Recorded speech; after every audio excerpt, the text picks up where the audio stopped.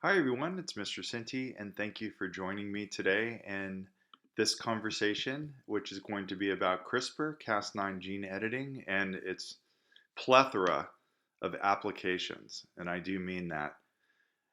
There are so many possible ways in which CRISPR, Cas9 gene editing can be applied and furthered in science. Uh, it's astounding. And so because of this, I've decided to make two videos on this. More could be made in the future, just saying. What this one is called CRISPR and its applications, part one. And so hopefully you're going to enjoy these two videos, or maybe more. But they're going to be talking a little bit. This first one's going to talk a little bit about how CRISPR works, just fundamentally. But um, if I can direct you, if you're interested, I've made a video on the history of CRISPR, brief history of the CRISPR, and also how CRISPR works. This one's more focused on application, but I will review how it works. I'm going to talk about agriculture, de-extinction projects, and what that means, a variety of human diseases in which CRISPR could possibly solve in the future, and just fundamental basic research. So thank you again for joining me on in this conversation. So I want to begin by saying that CRISPR began from a rather esoteric area of research. It was discovered as an adaptive immune system in bacteria and archaea they use to defend themselves against the nemesis, the phage, which is a virus that infects them. Now, since then, CRISPR, as it becomes more revealed, more research is being conducted that will uncover even more possibilities. It's led those of us who are involved in science to a discussion about the potential of harnessing this type of technology as a genomic engineering tool. And so this is where the applications come into the discussion. And this is a picture of Professor Jennifer Doudna from the University of California, Nobel Prize winner in chemistry in 2020, discussing these potential applications. Now, no hyperbole alert necessary for this, that these applications and their potential are astounding. We're living in a moment in biological history that can be described as nothing short of a revolution. And I know that sounds a little dramatic, but I'm gonna seize it because I see the world changing as a result of CRISPR-Cas9 gene editing, and this conversation that we're having today, I hope, is an invitation to you, those who are watching, to learn more about it. This isn't the end, it's really a commencement in terms of our understanding of CRISPR and its applications, and where this is going to lead in the future. But so briefly, it's an adaptive immune system, meaning that when a phage or a virus infects a bacteria, that's what this structure is right here. Um, there are a variety of enzymes that can cut up that viral DNA, and then it's incorporated into the bacterial chromosome in what's known as a CRISPR array. Now, what's interesting, you see different colors here. Uh, it's a memory. Every time the bacteria is able to survive a different viral infection, it'll incorporate different sequences into its own genome, and eventually it develops quite a vast memory bank of past infection.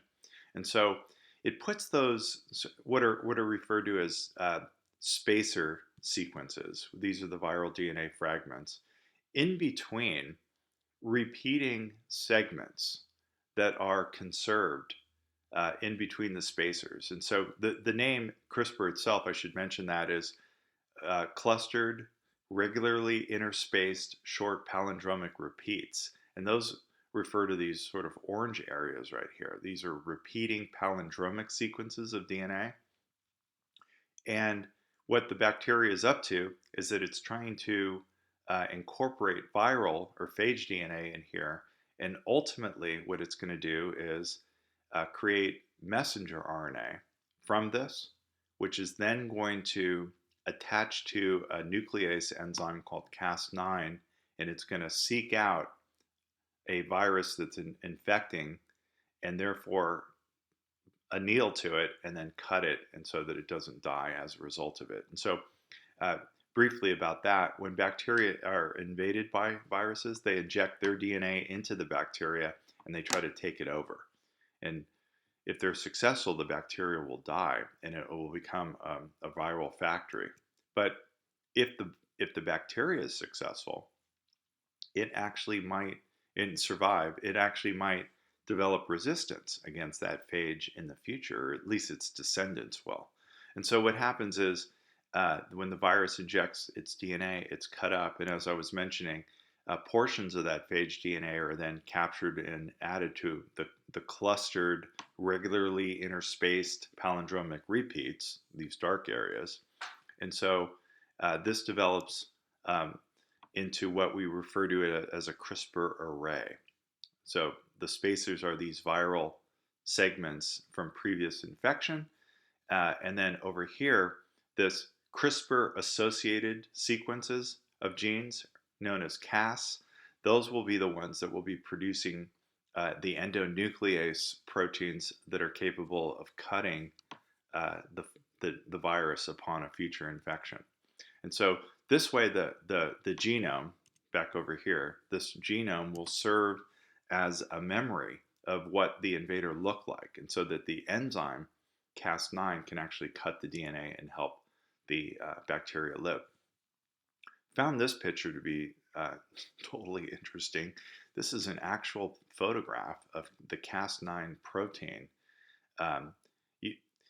attaching to the template of DNA of the virus, and actually you can see it's making the cut right there. And so this cut in viral DNA is going to help it survive. And so that little cut right there is what this sort of cartoon is trying to illustrate. So Cas9 is a bacterial protein that's guided to the viral DNA that's trying to infect the bacteria. So it's an RNA-guided endonuclease that uses base pairing to recognize and cleave target DNA that's complementary to the guide RNA. And it's like, well, where'd they get that? Well, that was from the previous infection, and that's what those spacer sequences are. Is the sequence of the virus that they're trying to then attack and then cut. And so here's a pretty good diagram of this. So in purple here is the Cas9 protein. This blue is the viral DNA, if you will. This region right in here, about 20 base pairs, is a significant part of the messenger RNA that the bacteria is producing. This is based off of the spacer, which allows it to find this DNA sequence, and when it binds to it, it also needs to have this PAM region right in here, this protospace adjacent motif, which is any nitrogen base in GG, which will prevent it from cutting up its own DNA. So once all of this is in place, this CRISPR RNA part then attaches to a tracer RNA and forms a hairpin loop, which then attaches to Cas9. But nevertheless, this complex right here seeks out viral DNA, binds to it, and then cuts it and makes a SNP and a SNP, and therefore that causes the bacteria to survive. Now, Professor Jennifer Doudna at the University of California, she's here holding a 3D printed model of this Cas9 protein, as you can see in white, and the RNA that is attaching to the DNA. Pretty cool. So these days, humans have, upon studying this, been able to engineer what's known as a single guide RNA. And so what we've been able to do is, instead of using, in nature, there's two pieces of RNA that are involved in this cutting process. One is the tracer, which connects to the CRISPR RNA and the guide, and the tracer RNA attaches to the Cas9 protein. And so what scientists have been able to do, and this is where there's a remarkable implication in terms of application, that we've been able to artificially create, it's about 100 nucleotides in length, something called a single guide RNA. So this portion right in here, this hairpin loop where it attaches to the Cas9 protein, is basically the same in all the single guide RNAs, but it's this region right up here where it attaches to the target sequence that can be modified and varied pretty simply. And so in a lab, you can create any single guide RNA with the appropriate sequence that'll take you to a target region. Okay, so bacteria, would they use this to defend themselves? And so they use Cas9 to cut DNA from invading DNA. But humans can use the single guide RNA to go after and target any DNA of interest. That's pretty important. So it's basically taking a piece of RNA and having it directly take you to any sequence that you want in any organism. And attached to that is something like a restriction enzyme, an endonuclease that can cut DNA. And so the implications of that are profound in terms of when you're talking about genetic engineering, what you're doing is you're talking about cutting, and you're talking about pasting or repairing or knocking out sequences. And so this is how creative scientists have decided to use the CRISPR-Cas9, which was originally discovered in bacteria, as a means of genetic engineering. And so scientists are currently adopting different CRISPR components into a biotechnological tool that will help edit DNA in a variety of different species. But again, it started in the discovery of this was in E. coli back in the late 1980s. So thanks to advances in DNA sequencing, that this is important too, because it's like, well, how do we know where we want the single guide RNA and the Cas9 to go? Well, the more that we can sequence different species genomic DNA, we'll be able to identify thousands of different species, and therefore, just to let you know, like a lot of those sequences are responsible for disease.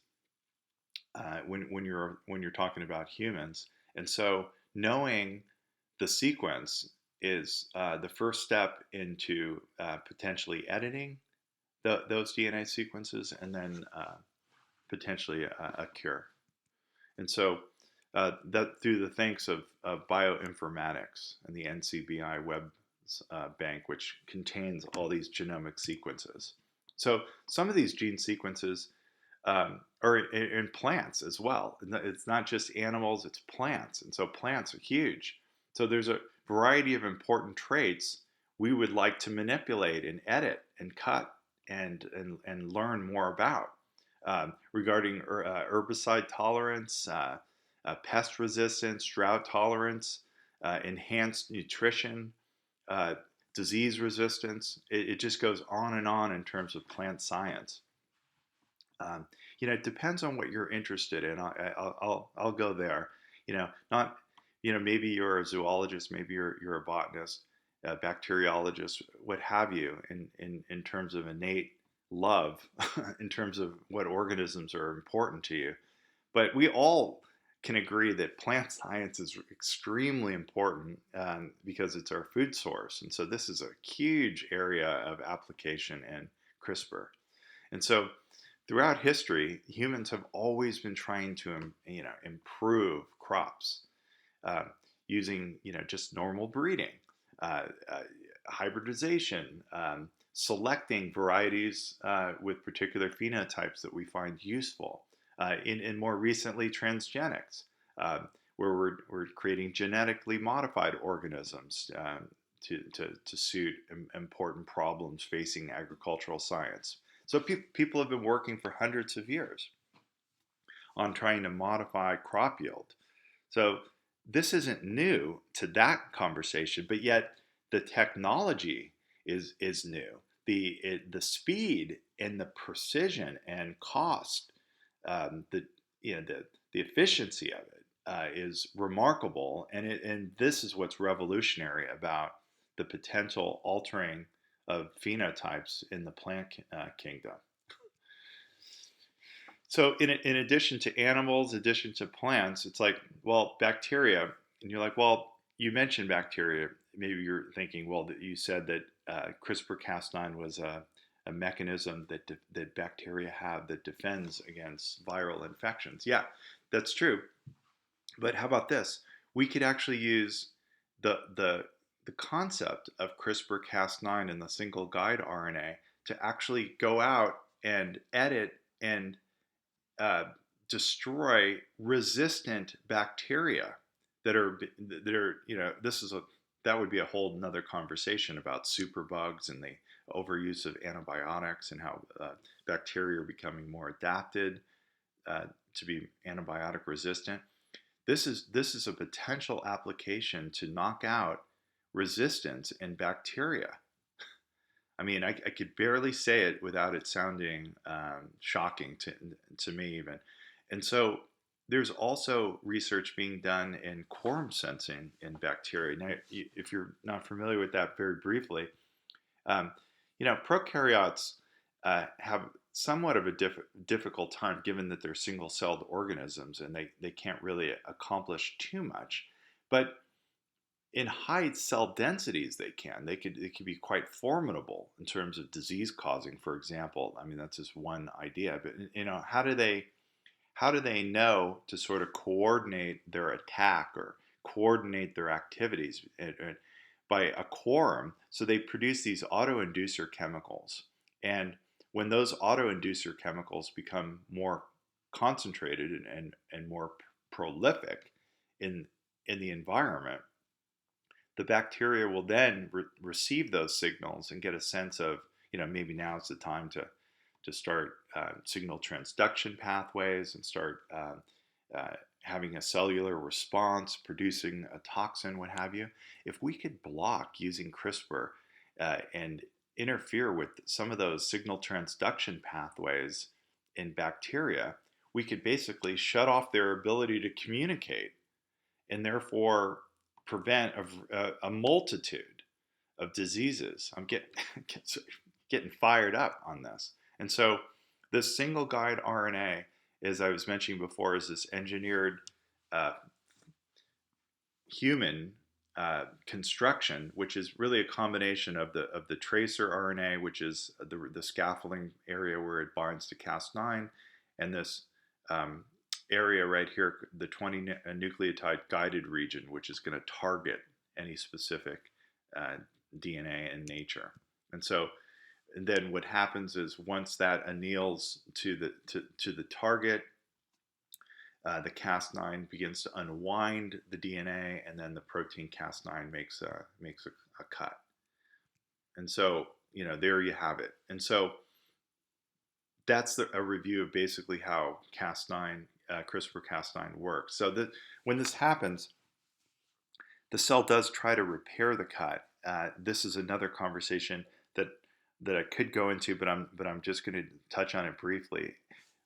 When it does repair, sometimes the repair is not precise, and mutations result from that. And as a result of mutations resulting from the repair in the cut, that tends to disable the gene. And knocking out the gene, as it's referred to, it seems kind of, well, what's the point? Well, this is important because a lot of times we don't know what those genes do. And by discovering uh, phenotypically what happens when the gene isn't working, we can then go, oh, that's what I guess the gene was doing when it was working correctly, because now it's not doing that. And so this is important.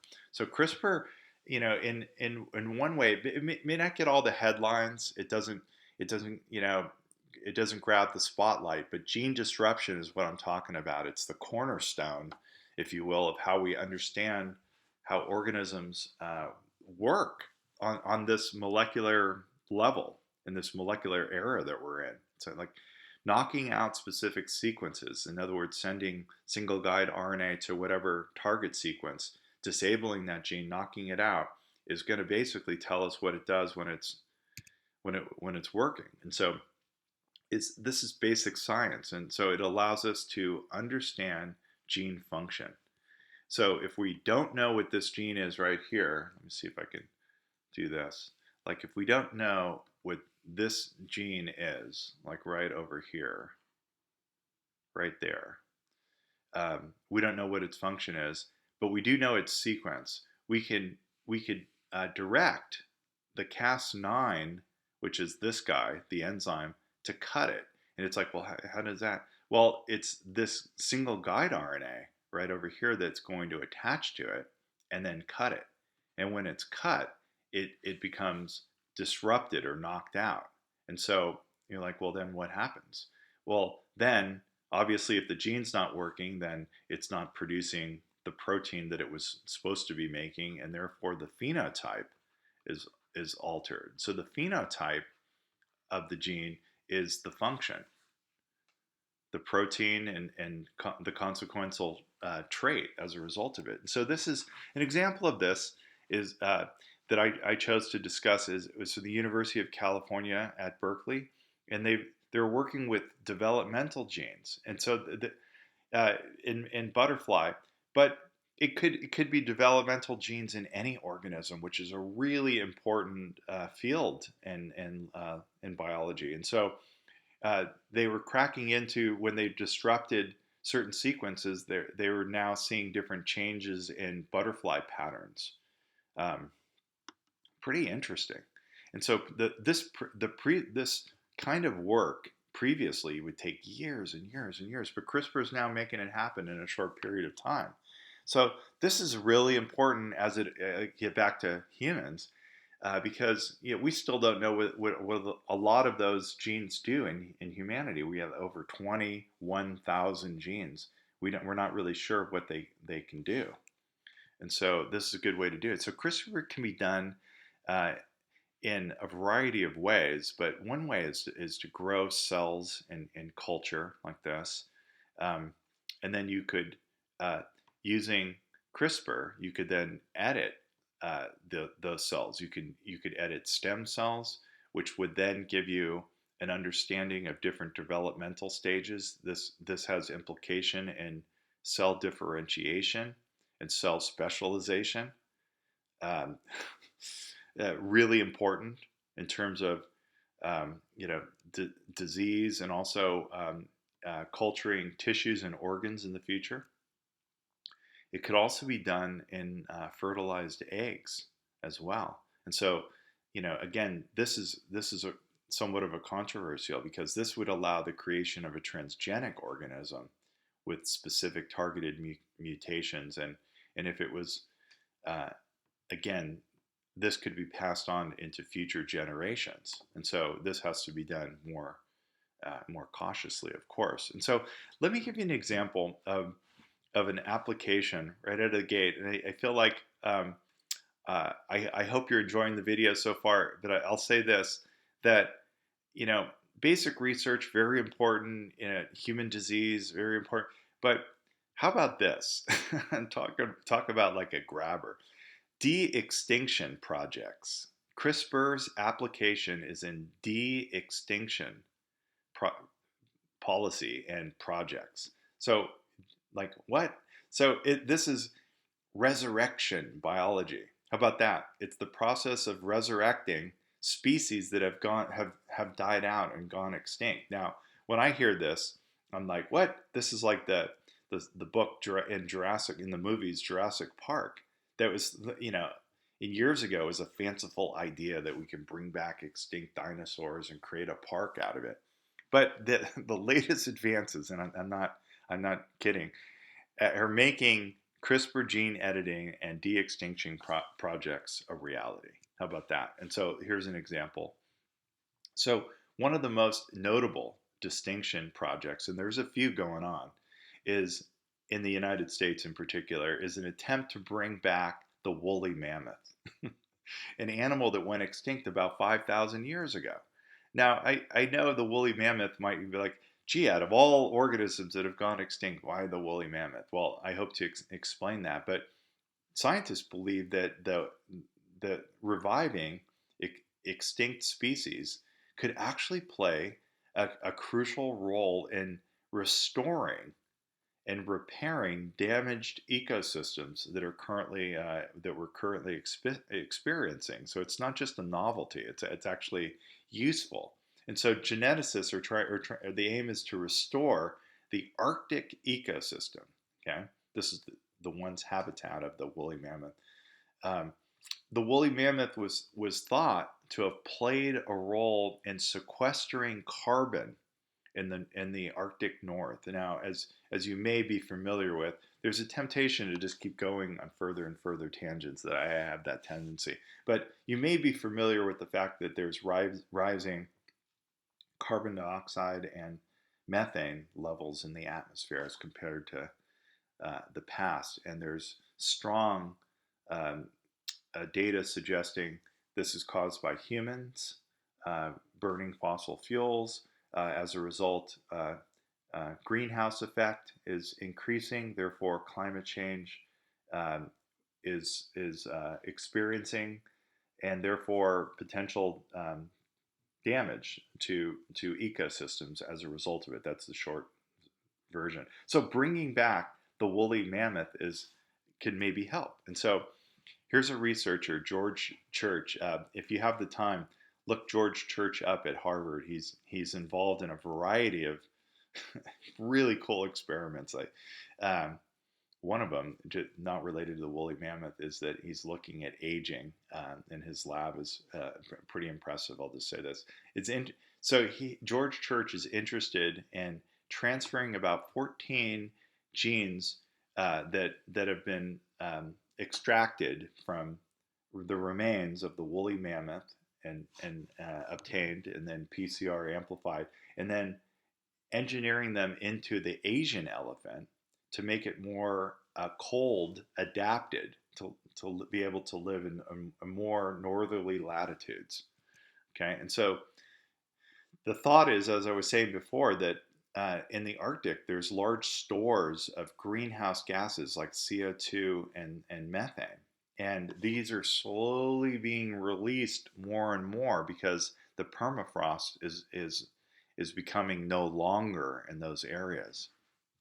So if it were to be released, if all of that's being uh, sequestered is released, it's a serious problem. It would be the sum of all CO2 that's currently in the atmosphere. So keeping the permafrost frozen and the gases don't escape is a serious situation. And so the woolly mammoth could be the savior here in helping to transform the Arctic regions back into the grassland that they were thought to have once have been.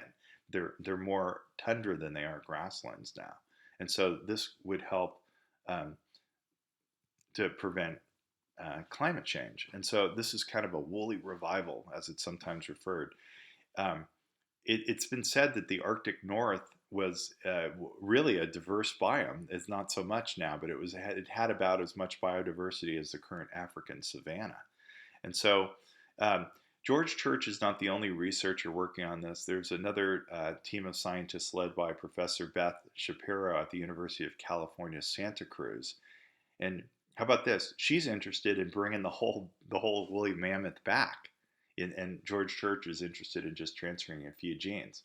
Now, this is not outrageous either. I invite you to look into this as well if you're so inclined.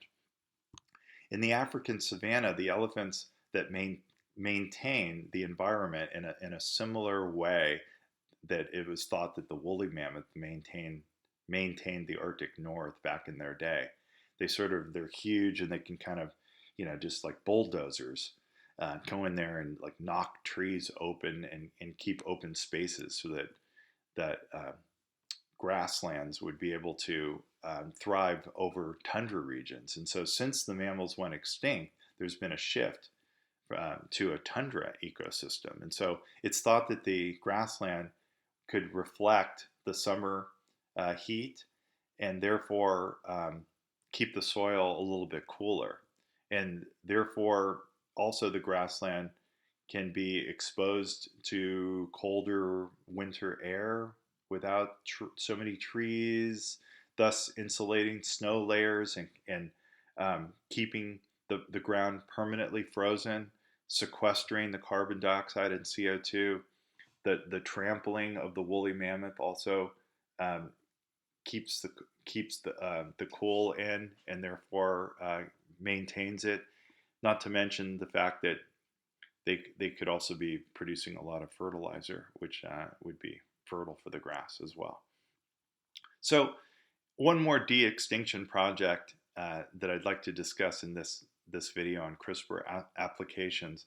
And this one, you might be thinking, well, the woolly mammoth is kind of interesting, but this example is about the passenger pigeon. Now, you'd be like, well, I'm not sure if I've ever heard of this before. Well, maybe not. Well, here we go.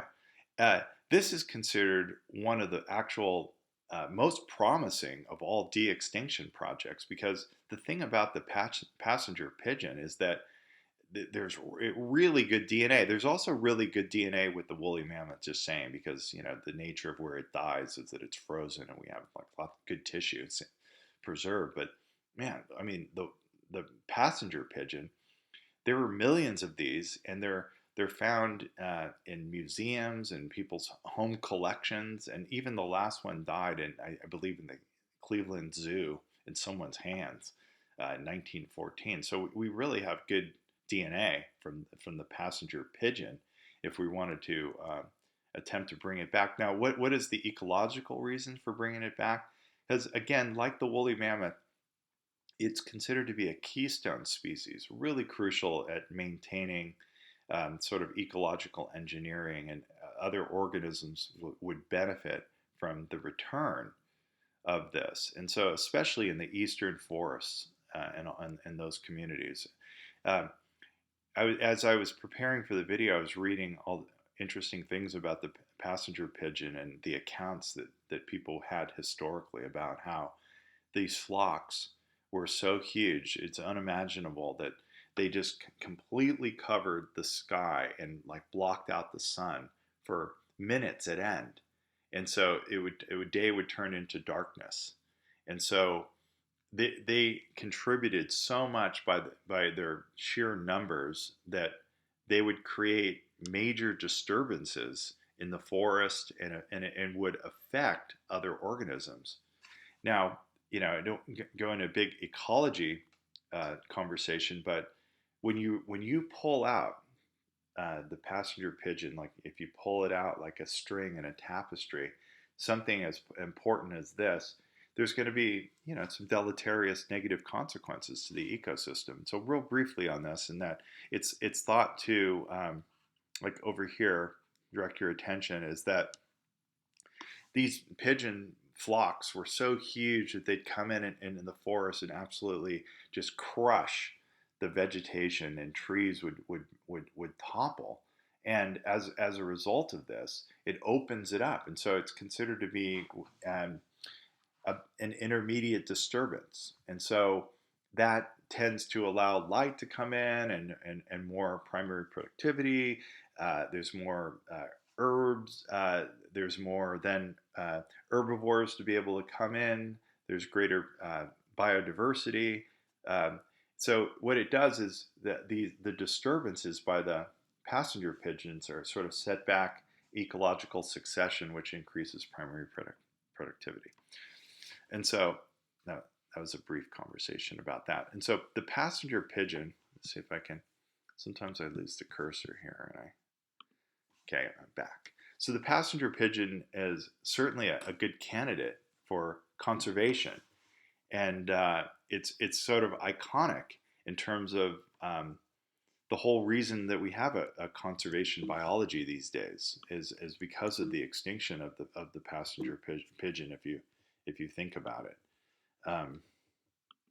And so we could say, as I was just saying, that the movement itself is sort of responsible, uh, de-extinction and the the bringing back of the passenger pigeon is really important. And so, um, as I was saying, the last birds that were shot in the wild were merely just a few decades ago, and so their absence basically caused the conservation biology movement, and basically reminded humanity that even an organism that is so abundant can be eliminated from the earth. And again, when I say something like that, I think of some of the populations of fish in our ocean that were once thought to be impossible to reduce, but now are. Now, in order to bring back a species like the passenger pigeon, it has to be worthwhile. You have to have good DNA. Um, you of course want to understand the ecological niche, but you also need a surrogate, sort of like the Asian elephant would be for the woolly mammoth. And so this band-tailed pigeon um, is genetically, in terms of DNA sequencing, the most closely related species to the passenger pigeon. And so those embryos would have to be modified using CRISPR in the same way the elephant would be modified, and therefore um, things can be done. So there's an organization that's called Revive and Restore. That's basic mission is of scientists is to enhance and bring back biodiversity through the genetic rescue of endangered and also extinct species. It's kind of profound. And so their plans are to use a variety of molecular biological tools such as CRISPR to resurrect animal species. And so the flagship species of Revive and Restore is the passenger pigeon. And so the plan is that they hope to return it into the wild in 2030. Stay tuned. So hopefully you enjoyed this look at CRISPR and its applications, part one. And if you're so inclined, please stay tuned for part two. Hopefully it'll be pretty interesting. And again, thank you for watching.